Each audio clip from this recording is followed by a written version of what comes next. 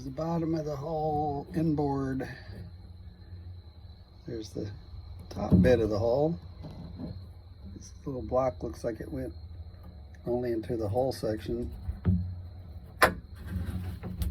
Here's the seam, there's the seam there. Some stiffeners on the deck. And after looking at the side of the hull, there's the centerboard trunk. It's fiberglassed in. Let's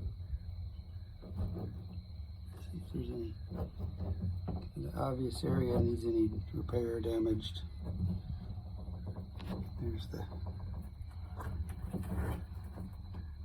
other end of it. A little bump on the side is where the dowel runs down for the pivoting centerboard. Stiffeners on the side. The back's another little half moon foam. Partly flotation, partly help with structure. On the back there, if there's another hunk bobbing around. And come outside, what we're seeing is centerboard trunk.